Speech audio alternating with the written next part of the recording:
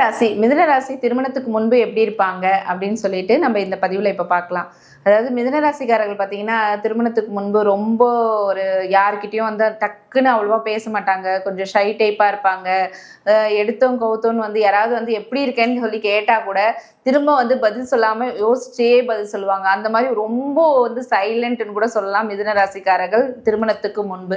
அதே மாதிரி மிதுன ராசிக்காரர்கள் பார்த்தீங்கன்னா இரட்டைப்படை ராசின்னு சொல்லி சொல்லுவோம். அதாவது டபுள் மைண்ட் பர்சன் வந்து மிதுன ராசிக்காரர்களா தான் இருப்பாங்க. அதாவது எந்த ஒரு விஷயம் எடுத்தாலுமே வந்து டக்குன்னு அதுக்கான பதில் வந்து இவங்க கிட்ட இருந்து கிடைக்காது.